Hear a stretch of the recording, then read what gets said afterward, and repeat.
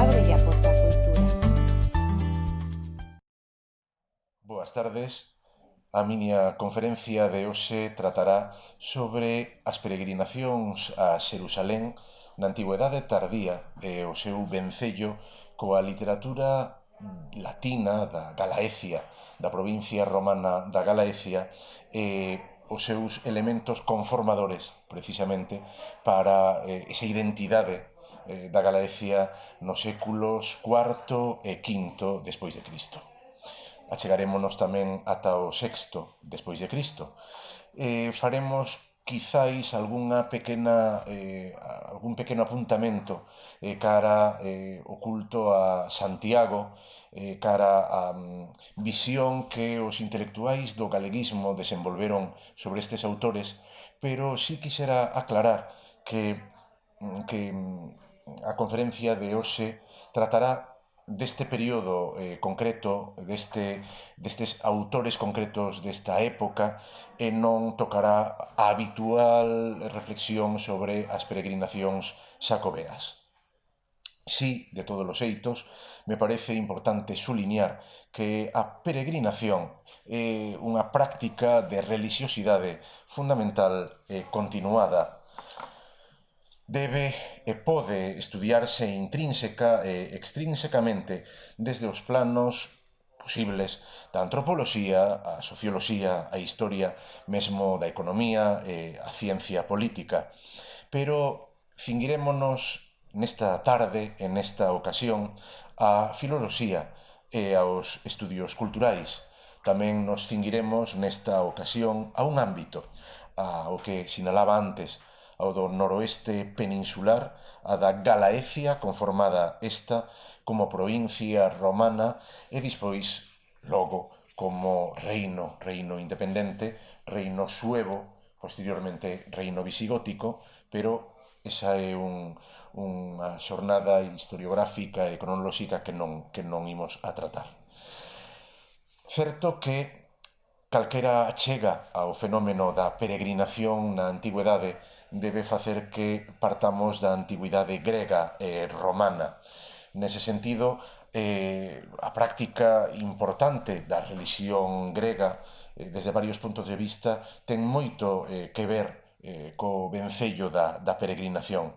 Hai unha gran importancia de lugares sagrados de diferentes tipos na religión grega que conforman tanto as posibilidades de peregrinación como os seus motivos no mundo antigo, no mundo grego, ao que nos estamos a referir. Por exemplo, importante ter en conta unha peregrinación de tipo oracular. Vaya como exemplo a de Delfos, a do templo de Delfos, precisamente, lugar sagrado, coñecido como o ónfalos, o ombligo do mundo, un elemento este do umbilicus mundi, do ónfalos, que diversos autores, como Víctor Turner, diversos autores da antropoloxía da peregrinación, tenían posto de relevo. A peregrinación oracular, insisto, é un elemento fundamental do mundo grego, un dos elementos máis estudiados da religión grega, desde época arcaica e en época clásica, pero non é o único elemento de peregrinación existente na religión grega. Temos tamén a peregrinación vencellada á sanación. Vaya como exemplo aquí os diferentes templos a Asclepio, ao deus da medicina, os lugares coñecidos como Asclepion, o culto a Asclepio moi importante porque se iba ali precisamente para solicitar do deus a sanación, mesmo non só a través da oración, senón a través do sacrificio de animais, pero tamén do ofrecemento de exvotos ao deus. A parte, como sinalo, do elemento da peregrinación oracular, da peregrinación de sanación, da peregrinación médica, temos tamén a peregrinación vencellada aos cultos mistéricos, un elemento fundamental, como é ben sabido, para a religión grega. Baste poñer como exemplo o culto de Eleusis, os cultos mistéricos de Eleusis, en Atenas como un elemento fundamental que levaba a peregrinación que querían ser iniciados nos misterios de Eleusis precisamente a ese lugar.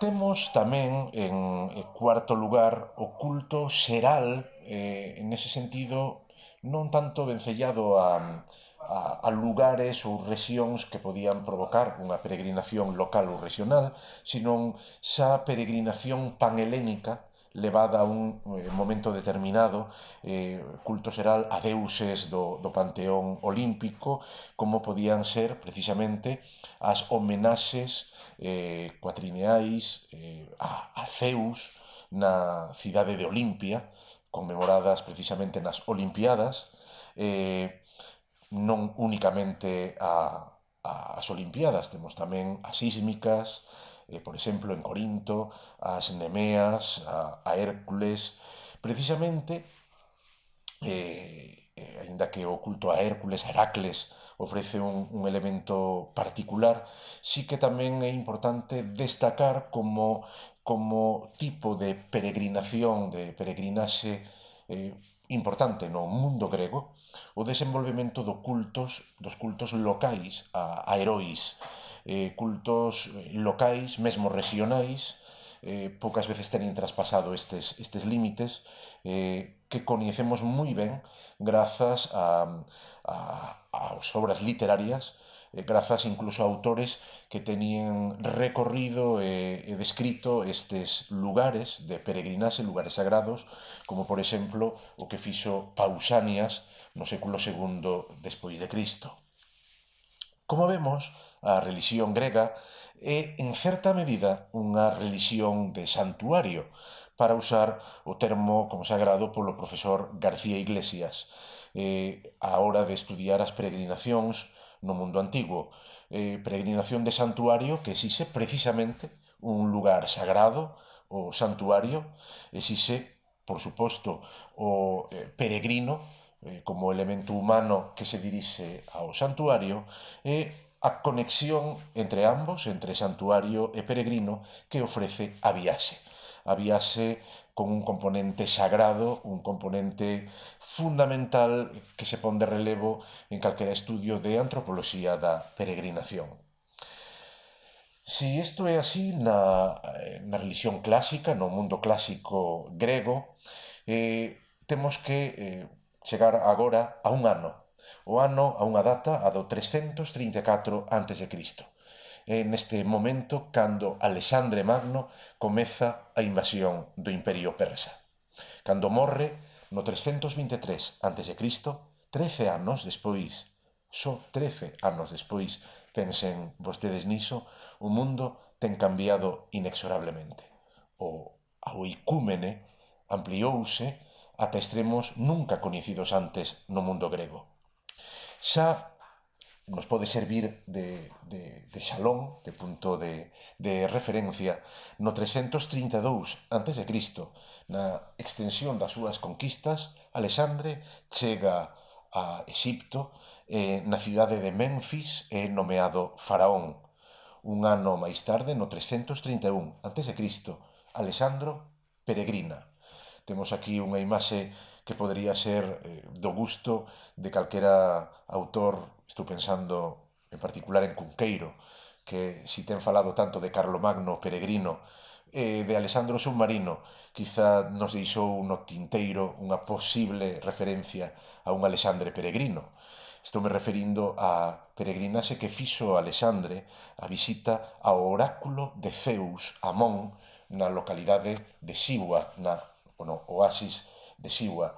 Alexandre sale dai mutado, impactado polo que o oráculo de Amón, sincretizado en Zeus, lle dixera. Nunca revelou o que ali recibiu por parte do oráculo.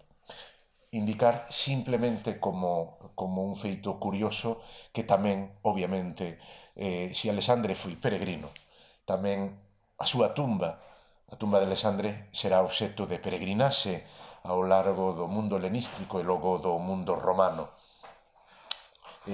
Vaya por poñer un exemplo, que emperadores como Calígula chegaron ao extremo de roubar a propia couraza da momia de Alexandre e antes de él Augusto nun pequeno descuido nun pequeno tropezo coa propia momia de Alexandre arrancoulle sin querer o nariz, según temos constatado. Con Alexandre empeza, como ben describiu Droysen de forma canónica, o mundo helenístico. Un mundo caracterizado fundamentalmente por tres elementos. A extensión que mencionei antes do icúmene, Alexandre chega a colocar os 12 altares aos 12 deuses do Olimpo nas estribacións do Hindu Kush. A internacionalización, os reinos dos sucesores, dos generais sucesores de Alexandre van a estar caracterizados por cubrir todo ese espectro internacional de linguas, de culturas, vencellados polo feito de que a clase dirixente fala grego e é educada en grego en a literatura grega, e por ende, polo tanto, na globalización. Iso fai precisamente que se acentúe o proceso xeral de sincretismo cultural, pero en particular de sincretismo religioso, algo que tamén afecta ao eido da peregrinación e algo que tamén herdará o mundo romano. Roma, nese sentido, e no plano particular religioso ao que nos estamos a referir, vaise caracterizar precisamente tanto pola integración como pola asimilación. Sobre isto, volvendo agora cara á extensión de Roma e a expansión da República logo dos inicios do Alto Imperio de Augusto, precisamente, en Hispania e aquí no noroeste e no norte, no Cantábrico, na Astúrica, nas guerras astures e cántabras, podemos constatar que xa en época prerromana, en Hispania, temos cultos indoeuropeos importantes, cultos de peregrinación, lugares sagrados indoeuropeos que dun xeito ou doutro continúan precisamente en época romana, despois da conquista, despois da romanización destes territorios, precisamente polo elemento que comentaba antes, tanto de integración como de asimilación religiosa e cultural. Temos exemplos tan destacados como Coruña del Conde, pero xa propiamente en Galicia o facho de Donón, en Oío, precisamente, moi estudiado por Rodríguez Colmenero, o facho de Donón consagrado precisamente ao deus Lar Berobreus, que estivo cando menos moi vixente entre os séculos III hasta o V despois de Cristo. Tomemos referencia disto precisamente polo que acabaremos chegando ao longo desta conferencia. Tamén outros santuarios que nos vencellan desde momentos prerromanos indoeuropeos, como en Portugal, en Trás-os-Montes, o de Panoias, donde temos precisamente a constatación das fontes Tamariki, dunha sanación de peregrinaxe, tamén quizáis asociado a cultos mistéricos, que en calquera caso nos levan a esta constatación, que Roma integra. Roma, ao mesmo tempo, vai a continuar mantendo como vixentes os santuarios da religión grega, da religión que integra, que forma parte da idiosincrasia romana en particular. Siguen vixentes os santuarios gregos, os loci, os lugares sagrados tradicionais, reforzados, ademais, pola posibilidade que ofrecía o Imperio Romano, o Mare Nostrum, de extensión e internacionalización do culto aos deuses e da visita aos lugares sagrados do Imperio, que, sendo de diferentes religións, quedan sincretizados de xeito particular nos deuses do panteón greco-romano. En Roma prodúcese tamén, desde cando menos a finalización das guerras púnicas, tamén a penetración cada vez máis importante de cultos orientais, de cultos asiáticos como o da deusa Cibeles ou de divinidades exipcias como Isis. Certo é que estes cultos tenían un componente máis individual, en ese sentido, sin ser exactamente cultos mistéricos, cando menos estes dous que acabo de citar, ás veces mesmo o culto a Cibeles ten un elemento político moi importante na República Romana, sí que tenían un elemento tamén individual de realización persoal religiosa. En calquera caso, insisto, Roma vai ser un conglomerado cultural e religioso que se sincretiza, insisto, no panteón greco-romano. Vou poñer sobre isto un último exemplo relacionado precisamente con Hispania. Contanos Plutarco, tamén Suetonio, que César, destinado como cuestor a Cádiz, a Xulio César, visitou o famosísimo templo de Heracles nesta cidade, en Gadir. Un templo que en realidade remonta a un templo diferente, ao templo de Melkart, esta divinidade fenicia que foi sincretizada polo mundo romano con Heracles. Xa os gregos mesmo non só con Heracles, sino con Melicertes. En calquera caso, César visita de forma importante este templo. Non hai que esquecer que séculos antes outra gran personalidade militar visitara este mesmo lugar, fora precisamente Aníbal. Un templo, en calquera caso, que gardaba como elementos importantes e que fomentaban a peregrinación, entrecomillémolo, reliquias. Reliquias como o cinturón de Teucro, e mesmo se dicía que ali, no templo de Heracles de Gadir, estaba a tumba de Heracles. En calquera caso, Roma non deixa de ser o elemento máis desenvolvido do que é o mundo helenístico. Nunca houbo, isto é importante telo en conta, nin na religión grega, nin na religión romana, a univocidade ou a obligatoriedade de visitar un santuario determinado. Incluso cando unha religión mistérica ten certo carácter panhelénico, non significa que un iniciado non poida desenvolver esa religión sin necesidade de acudir en épocas determinadas a peregrinación a un templo en particular. Isto é un elemento fundamental. A religión grega e romana, a religión helenística, a religión pagana antigua, ten unha liberdade, en ese sentido, moi importante. Os cidadáns, xa referíndonos ao elemento romano, os cidadáns romanos, e aquí quixera facer un inciso. Temos a categoría xurídica no mundo romano de cives romani, é dicir, de cidadáns romanos de pleno dereito, pero temos tamén a categoría xurídica de peregrini. Os peregrinos, a palabra peregrini no mundo romano é precisamente a denominación xurídica que reciben os estranxeiros e que se vencellan a un dereito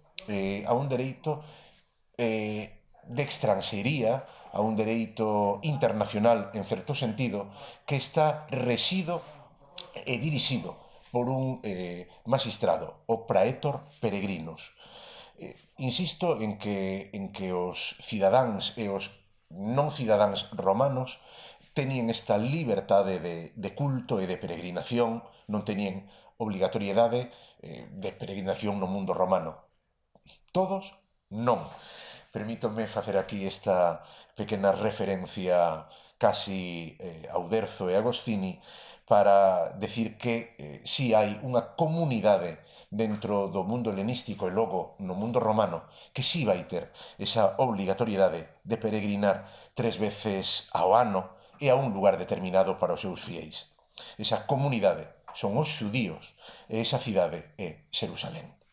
Aínda na actualidade existe esta obrigatoriedade, é a Shalosh Regalim, que obriga aos fieis xudíos a peregrinar a Xerusalén en 3 datas fundamentais: o Pesaj, o Shavuot e o Sukkot, é dicir, a Pascua, o Pentecostés e a festa dos tabernáculos. O mundo xudaico, polo tanto, os fiéis xudíos, na medida do posible, peregrinaban e visitaban o templo de Xerusalén cando menos 3 veces ao ano, obrigatoriamente, pero obviamente cando podían, tendo en conta a extensión da comunidade xudía polo mundo helenístico en xeral, polos reinos helenísticos e tamén polo mundo romano. Hai un detalle que me interesa tamén recalcar. Si o mundo xudío ten este lugar sagrado de peregrinación e de peregrinación obligatoria, non significa que non teña outros loci sagrados, outros loci sacri de peregrinación cando menos local ou regional. Son os lugares donde atopamos tumbas dos chamados tzadikim, os tzadikim ou xustos, homes xustos ou homes de particular relevancia no xudaísmo, tumbas de peregrinación a donde acuden os fieis a orar e a pedir axuda e favores a estes persoeiros ali enterrados, algunhas das cales superan o ámbito local e regional para convertirse en verdadeiros lugares xerais de atracción de peregrinaxe. Un exemplo pode ser a tumba de Ezequiel na localidade de Ahmadiyya, na actual Irak. Polo tanto, o mundo xudío, en particular dentro da particular internacionalización do mundo helenístico e despois do Imperio Romano, ofrece esta interesante e particular importancia da peregrinación obligatoria a un lugar. Ese lugar é Xerusalén. Ese lugar será precisamente Xudea, convertida despois por parte de Roma, por parte de Augusto e de Tiberio, como provincia romana, heredada desde Pompeyo. Xudea non foi nunca un lugar fácil para os romanos. Tanto é así que precisamente é ali onde se producen as grandes rebelións do imperio, do Alto Imperio, rebelións que Roma se ve obrigada a sofocar con grandes perdas militares, pero con grandes perdas culturais e religiosas para o mundo e a comunidade xudía. A primeira gran guerra xudaica ten lugar na década dos 70 e precisamente acaba coa destrucción do templo de Xerusalén a mans do futuro emperador Tito. Non é a única que se produce. Despois da rebelión do 70 despois de Cristo, volvese producir outra en época do emperador Adriano, no ano 135 despois de Cristo, a coñecida como rebelión de Bar Kokhba, precisamente polo nome do seu líder, de Bar Kokhba. O resultado de esta segunda gran rebelión, hai quen fala dunha terceira, porque no ínterin deses anos houbo outra, pero a rebelión de Bar Kokhba vai supoñer o fin do mundo xudío helenístico e do mundo xudío romano tradicional como se mantivera durante séculos. Vaya como exemplo o que fixo o emperador Adriano. Tras ser derrotado o líder Bar Kokhba, asesinados máis de 130.000 xudíos, Adriano prohibiu, entre outras prácticas religiosas, a circuncisión e o Shabat. Prohibiu tamén o culto do templo. O templo non só foi destruído, sino que toda a cidade de Xerusalén foi arrasada e Adriano construíu unha nova localidade, unha colonia romana no que fora Xerusalén, ao lado de Xerusalén, a coñecida como Aelia Capitolina. Alí, precisamente, no lugar donde estivera o templo de Salomón, se construiu por parte dos romanos un templo a Xúpiter óptimo máximo, a divinidade romana, a divinidade capitolina por excelencia. Prohibiuse, polo tanto, o xudaísmo, que atopou refuxio en particular en Babilonia. Podemos decir que o templo queda, polo tanto, destruído, o templo xudío, o templo de Xerusalén, é sustituído no que vai ser a religión xudaica pola sinagoga, tanto no seu culto como na súa liturxia e nos seus mandamientos e obrigas religiosas. Pero no ano 135, cando se produce a rebelión de Bar Kokhba, un novo culto, unha nova religión, está prendendo con forza no mundo romano. Unha religión vencellada, nun principio, ao xudaísmo como unha secta xudaica que comeza no século I despois de Cristo, pero que se vai cada vez individualizando máis froito en particular da teoloxía e da reflexión teolóxica de determinados homes, en particular de Pablo de Tarso, e ao mesmo tempo se vai expandindo como nova religión. Estou me referindo, obviamente, ao cristianismo. O cristianismo que acada un crecemento sustancial apoiado en particular polo culto aos mártires. A testemunha que ofrecen os mártires, nese sentido, vai ser exemplo a seguir, exemplo de afianzamento do culto religioso cristián que, como é ben sabido, vai ser enormemente reprimido polo Imperio Romano durante o século I, o século II e o século III, ata chegar precisamente a un emperador, a Constantino. O que levo dito ata agora non supón, malia que vostedes pensen que empecéi quizá moi cedo no mundo arcaico grego, non ten suposto en absoluto un excurso. Interesábame precisamente facer este percorrido para chegar a esta figura fundamental, a Constantino. O emperador Constantino, a súa política en xeral e a súa política religiosa, como é ben sabido, vai ser fundamental na consolidación do cristianismo, na consolidación precisamente do elemento cristiano. Precisamente, como é ben sabido, porque Constantino tan pronto chega ao poder, vai establecer precisamente o edicto de Milán no 313, o edicto de Milán que permite a liberdade de culto aos cristiáns. En realidade non só vai permitir liberdade de culto, vai a permitir tamén a posibilidade de un apoio cada vez máis crecente do propio emperador ao culto cristián. En que se ve isto? Precisamente no auxe, na importancia que vai cobrar para o emperador Constantino unha cidade, a cidade de Xerusalén. Si ata agora mencionamos a un emperador, Adriano, e como Adriano desfai e asola Xerusalén e o seu templo, nos vamos a atopar agora a figura de Constantino que a inicios do século IV vai a revitalizar por enteiro a zona urbana de Xerusalén, permitindo precisamente a exención das leis que impedían a habitación da cidade antiga a xudeus e a cristianos. En particular, Isto é interesante.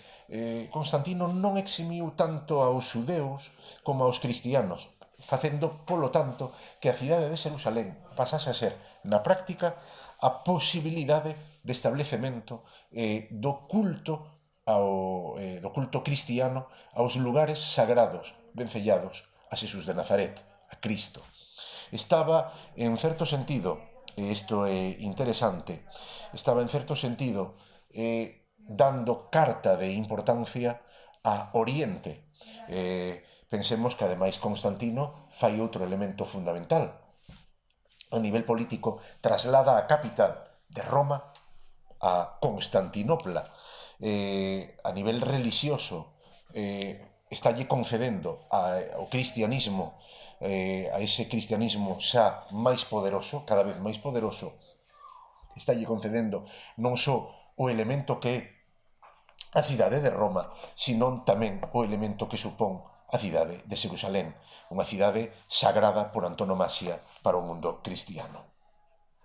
Hai outro elemento engadido que favorece esta importancia de Xerusalén, que vai vir dada non tanto polo propio Constantino, sino pola nai de Constantino, por Helena. Santa Helena, no que é a teoloxía católica, no cristianismo católico e no cristianismo ortodoxo. Santa Helena, nai de Constantino, realiza de forma lexendaria, a cabalo entre a lenda, a tradición e a historia, realiza no ano 326 despois de Cristo, como mencionaba, unha peregrinación, a peregrinación a Xerusalén.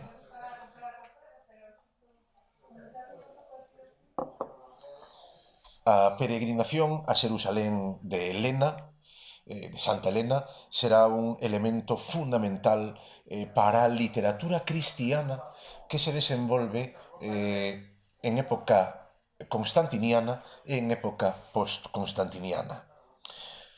Un pequeno inciso.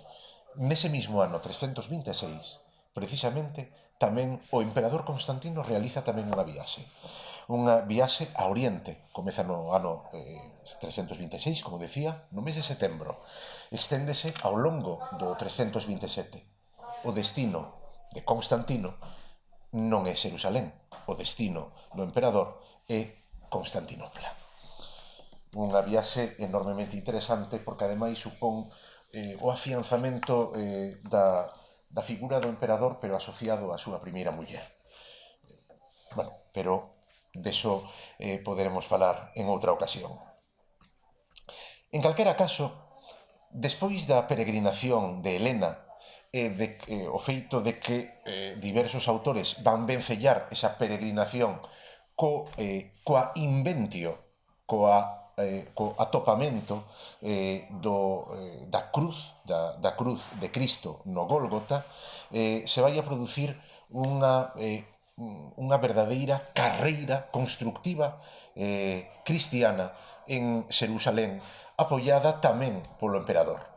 Nese sentido, o propio Constantino vai apoiar non só a construción do templo ao que é o Gólgota, sino ali, no que era Elia Capitolina, adxacente ao foro, no cruce precisamente das vías Cardo e Decumanos, donde se elevaba un templo a Venus que mandara construir o emperador Adriano. Ese templo a Venus vai a ser sustituído pola construcción precisamente da iglesia do Santo Sepulcro, unha iglesia que foi precisamente consagrada no ano 335. Como vemos, o que é o lugar sagrado de Xerusalén queda completamente establecido durante o goberno do emperador Constantino. Grandes personaxes da política cristiana, obispos, literatos, a figura do obispo literato é fundamental na literatura patrística deste período, peregrinarán nos anos seguintes a Xerusalén. por mencionar algúns, Melitón de Sardes, entre os primeiros, e xa, posteriormente, a medida que van pasando os anos, as peregrinacións se van facendo máis constantes. En particular, podemos mencionar xa como grandes protagonistas do período a Xerónimo de Estridón, San Xerónimo, Silvia de Aquitania, unha muller hermana precisamente irmá de Rufino de Aquitania, que siguen precisamente a estela de Helena, de Santa Helena. O imperio, e isto é importante, o imperio no século IV, o imperio queda afianzado por Constantino dun xeito fundamental. Significa iso que o imperio no século IV vai seguir unha estela normal, unha estela tranquila? En absoluto. A crise que vive a pars occidentis, a parte de Occidente, ten momentos verdadeiramente claves, sobre todo no que é a segunda mitade do século IV.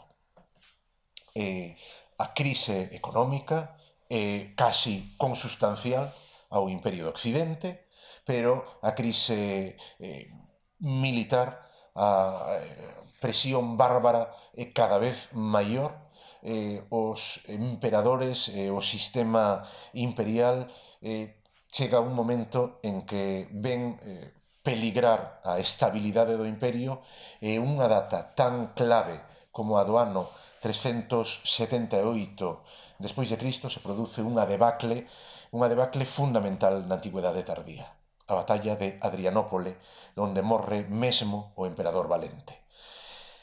Sin embargo, o imperio non queda en absoluto desfeito, o imperio durará aínda case un século máis, a parte occidental. É precisamente cando Adrianópole semella manter case en pulmón artificial a estructura política do imperio, cando aparece unha figura clave, a segunda figura clave no que é o século IV despois de Cristo. Si o inicio do século IV comeza con Constantino, a final do século IV temos a gran figura de Teodosio o Grande, que goberna desde o ano 379 ao ano 395. Si Constantino, no seu edicto de Milán, legaliza a posibilidade do culto cristiano, Teodosio oficializa ese culto no ano 380, no edicto de Tesalónica. O Imperio Romano convírtese xa agora no Imperio Cristiano. Son dúas caras da mesma moeda. Este feito é fundamental non só na estructura política do Imperio Romano, sino na estructura cultural, na estructura de pensamento do que vai ser o último século imperial. Gústame decir, en ese sentido, que con Teodosio se produce unha sacralización a todos os niveis. Unha sacralización precisamente porque Roma e o concepto de Roma a eterna, a eternidade do imperio, se une á eternidade do cristianismo. Pero iso supón tamén a consolidación, a sacralización do que Constantino permitira e iniciara, que é a peregrinación a Xerusalén. O imperio, cando menos durante Teodosio e nos anos posteriores a Teodosio, está consolidado, sobre todo na súa parte oriental. A ruta, isto é moi importante, a ruta a Xerusalén como gran ruta de peregrinaxe está tamén consolidada. Temos constancia, e a isto vou precisamente referireime agora, de que a consolidación política, militar, imperial leva consigo a consolidación da ruta, porque os salóns, as mansións os lugares de descanso dos peregrinos están en moitos casos oficializados polo propio imperio, protegidos por estructuras militares, civís, tamén imperiais, e polo tanto a ruta a Xerusalén está tamén consolidada. Pero ao mesmo tempo, en nos anos, precisamente, de Teodosio, donde tamén, por parte da cultura cristiana, da teoloxía cristiana e da literatura patrística, se produce tamén a consolidación dunha teoloxía da peregrinación. Non só collen os anos, insisto, os anos teodosianos, sino tamén os anos posteriores a entrando na primeira década do século V. Temos, por exemplo, a mención da gran figura que mencionei antes, de Xerónimo, de San Xerónimo, que é faro e guía. Poderíamos facer aquí unha conferencia única e exclusivamente dedicada á figura de Xerónimo e de como a figura intelectual de Xerónimo consolida tamén a Xerusalén, non só a cidade de Xerusalén, sino a Belén, a localidade de Belén, donde él se establece, para conocer, estudiar a fondo o hebreo e proceder á traducción do que vai ser a Vulgata do Antigo Testamento e do Novo Testamento ao latín, establecendo a superación do que é as diversas traduccións anteriores a él. Xerónimo é tamén un referente no pensamento teolóxico cristián, patrístico, e vai a reflexionar sobre a súa vivencia de peregrinaxe e sobre a importancia da peregrinación. Non vai ser o único. Tamén o vai facer outra figura importante do período, como Gregorio de Nisa. Gregorio de Nisa escribe unha fundamental vida de Moisés, na que establece esa idea de que Moisés é o antecedente do peregrino cristián pola súa ansia de deambular, de moverse, do que é o homo viator, como di o propio Gregorio de Nisa, é a estructura do semper ambulare, do estar sempre en dirección a consagración, a salvación, a través tanto da actuación persoal como da viaxe que supón a vida, pero tamén da viaxe física que supón a propia peregrinación.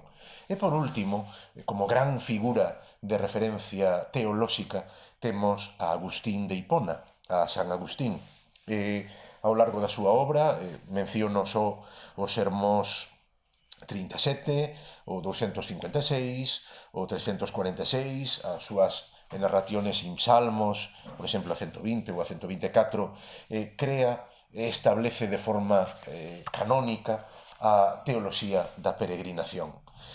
Unha teoloxía da peregrinación, esta estructura da idea abstracta do home, da vida do home como unha peregrinaxe cara á salvación, pero ao mesmo tempo a vai vencellar cara á figura referencial do lugar sagrado que é Xerusalén.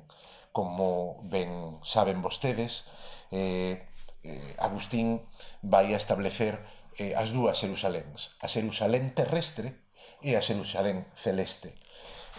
Os dous trasuntos do homo viator a nivel físico, do peregrino físico que peregrina a Xerusalén terrestre, e do peregrino teolóxico, do propio cristián, que debe peregrinar, cuxo obxectivo fundamental non é a Xerusalén terrestre, sino a Xerusalén celeste. Con todo isto, podenos parecer, polo tanto, que a consolidación da peregrinación, da ruta peregrinadora a Xerusalén era doada e lóxica.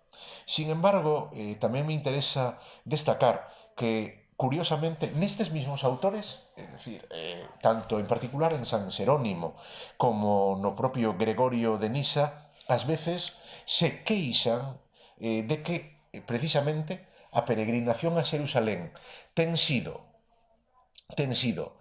tan relevante, se ten consolidado de tal maneira que está desvirtuada.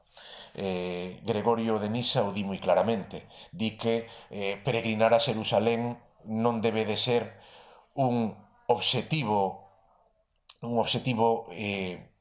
turístico, sino un objetivo espiritual. O cal nos indica, polo tanto, que se estaban dando moitos obxectivos turísticos, ou cando menos culturais e non tanto obxectivos espirituais. Xerónimo, que ademais era un home moi vehemente, o vai expresar con moita máis claridade nas súas epístolas, ten varias, onde se queixa de que a afluencia de peregrinos non o deixa estudiar. Non só iso, sino que incluso, por exemplo, nunha carta a Paulino de Nola, lle di que ademais que peregrinan a Xerusalén, de Xerusalén se achegan a Belén para velo a él, e que o molestan, que el ten moitas máis cousas que facer que atender a damas ricas que queren, iba a decir fotografiarse, perdón, que queren retratar literariamente o que era vencellarse a gran figura intelectual do período e daquel lugar que era Xerónimo.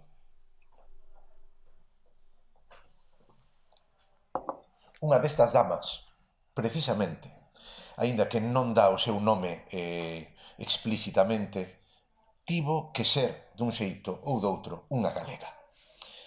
Exeria, unha muller devota galega, según nos consta pola testemunha de Valerio do Bierzo, que é bastante posterior a ela, pero que Exeria, aquí entra de cheo o tema ao que quería chegar, Exeria nos vai a relatar en latín, nun latín tardío moi gorentoso, nos vai a retratar a súa peregrinaxe a Xerusalén. Unha dama galega da Galaecia que peregrina a Xerusalén precisamente alrededor do 385, precisamente cando xa estamos en plena época teodosiana, como mencionaba antes, cando xa esa ruta que se establece desde Santa Elena, desde o 326 con Constantino, está plenamente fixada. O testemunha de Exeria, a Peregrinatio Exeria, traducida á lingua galega en varias ocasións. Exeria se convirte en un gran referente do que a literatura da Galaecia, a nosa literatura galega en latín, da Galaecia tardo imperial, se convirte, insisto, nun referente literario, nun referente de testemunha de primeira orde. Non é a única. Con Exeria se abre un abano de escritores da Galaecia, de escritores latinos da Galaecia, que dun xeito ou doutro podemos vencellar a peregrinación, e a peregrinación a Xerusalén en particular. Temos tamén, nese sentido, a testemunha do historiador Idacio, bispo de Chaves, Idacio Límico, que nos comunica que de neno, calculamos entre os 10 e 12 anos de idade, peregrinou a Xerusalén. Obviamente, tivo que ser como novicio ou como titorando de algunha personaxe importante. E que ali en Xerusalén coñeceu tamén a San Xerónimo. Como vemos, San Xerónimo está como guía e casi como punto de peregrinaxe tan importante como os loci sacri, como os lugares sagrados do cristianismo de Xerusalén. Non é o único en facer esa viaxe. Temos tamén a outros dous escritores galegos do período, algo posteriores, insisto, a Exeria, que tamén van a viaxar a Xerusalén. Estou me referindo a Paulo Orosio, tamén historiador, e a Vito de Braga, de Brácara, Augusta. De Paulo Orosio temos datos moi concretos. Paulo Orosio viaxa no ano 415 a Xerusalén. Tamén vai visitar a San Xerónimo. Viaxa no 415 a Xerusalén tras ter chegado un ano ou dous antes a Hipona. a localidade de San Agustín. E precisamente San Agustín o que lle di que vaya a un concilio de Xerusalén. Ali, nese concilio presidido por Xoán II, bispo de Xerusalén, se enfrenta ao pelasianismo, pero tamén, e isto é importante, ten a oportunidade de recoller as reliquias do protomártir, do primeiro mártir de San Esteban. É un episodio cando menos problemático, porque parece que esa recollida de reliquias se fixo casi a ocultas. Un episodio donde tamén ten que ver aquí o outro galaico, o outro escritor ao que acabo de facer referencia, Avito de Braga. Avito de Braga parece ser que tamén ten algo que ver na recollida das reliquias deste protomártir San Esteban, e ademais temos moi claramente explicitado na súa epístola a Falconium o porqué desa recollida e dese intento de manter unha posesión tan preciada como as reliquias de San Esteban en segredo.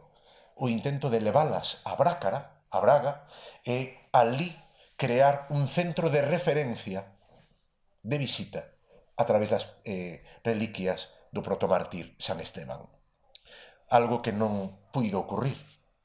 As circunstancias fan que tanto Avito como Orosio non tenían a posibilidade de chegar a Braga e de que as reliquias ocupen un lugar fundamental. Precisamente porque os tempos tenían mudado. O emperador Honorio morre no 423. 3 anos antes, no 420, morre San Xerónimo, aos 80 anos de idade. Insisto en que os tempos cambiaron e un personaxe que sigue asentado na Galaecia non lo transmite. É precisamente o bispo Idacio, no seu cronicón, que narra precisamente como os suevos entraron no ano 409 en Hispania xunto con vándalos e alanos. No 411 se establece o reino suevo de Hermerico, un reino suevo que con maiores ou menores dificultades continuará hasta o século VI. A peregrinación a Xerusalén, precisamente porque o Mediterráneo, dominado polos vándalos e por unha situación cada vez máis conflictiva, penosamente militar, se volve máis dura, fai que as peregrinacións queden interrompidas.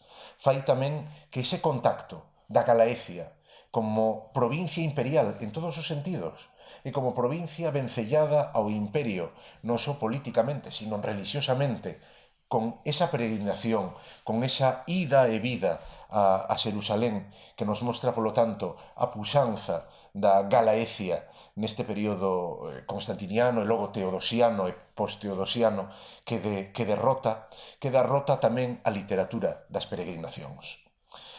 Só dous apuntes máis para finalizar esta conferencia. Quizá alguén lle poida extrañar que dentro da gran literatura galaica da Galaecia do período non tenía feito referencia a un gran persoeiro fundamental tamén no que vai ser a calquera semblanza da época. Este persoeiro é Prisciliano. O priscilianismo, como é ben sabido, foi un movimento fundamental, un movimento religioso herético, considerado herético, fundamental precisamente polo revulsivo religioso que supón na Galaecia da época. Non temos constancia como tal de peregrinación de Prisciliano, senón o feito de que o propio Prisciliano acude a Roma e acude a Tréveris, a Roma, para pedir axuda do Papa Dámaso, vencellado, por outra parte, amigo con dificultades, pero amigo de Xerónimo, de San Xerónimo, pero vencellado ao Papa Dámaso, a quen lle pide axuda nos conflictos cos obispos hispanos, pero logo co emperador Máximo. o martirio de Prisciliano en Tréveris, do que si sabemos, temos constancia, produce unha traslación de Prisciliano. A peregrinación contraria, a peregrinación do cadáver de Prisciliano e dos seus discípulos cara un lugar ignoto da Galaecia. Como é ben sabido, diversos autores desde Duchesne no ano 1900 venían a indicar que a inventio do sepulcro do apóstolo ten quizá que ver coa inventio de Prisciliano. Pero, nese sentido, non temos probas, aínda que a verosimilitude é lóxica. Esa translatio Prisciliani, da que temos constancia, que se produciu no 389, non lo conta Sulpicio Severo, provocou que ao longo dos anos seguintes, a pesar de que temos un baleiro de documentación literaria hasta o ano 550 aproximadamente,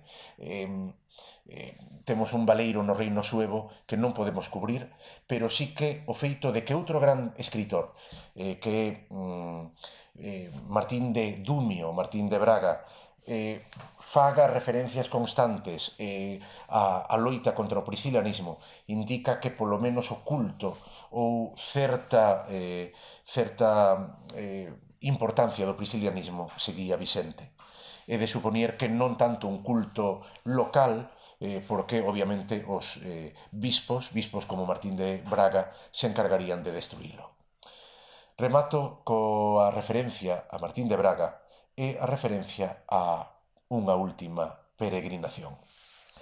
Martín de Braga, según nos conta Gregorio de Tours, ten convertido ao rei suevo Carrarico ao cristianismo de Nicea, no ano 550, grazas á intervención tamén das reliquias do santo San Martín de Tours, e da visita que supostamente ten realizado o fillo de Carrarico curado da lepra por intervención de Martiño de Tours, de San Martín de Tours, e pola intervención do seu servente Martín de Braga, conversor dos suevos, insisto, ao catolicismo de Nicea. Con isto, coa figura literaria de Martín de Braga, se pon o xalón final ao que un período literario fascinante e un período literario do que vemos aquí que no que a peregrinación a Xerusalén nos sirve de fío conductor, non só da figura destes autores, sino tamén de fío conductor para entender a importancia da nova peregrinación que surde a Xerusalén a través do reinado de Constantino, da recuperación, polo tanto, da peregrinación a Xerusalén rota por outro emperador, polo gran emperador Adriano, e, polo tanto, coa estructura dun culto e dun tipo de peregrinación que ten tamén que ver moito coa estructura do Alto Imperio, do Imperio Romano, e, por último, co mundo helenístico e tamén, obviamente, co mundo grego anterior a este. Moitas gracias.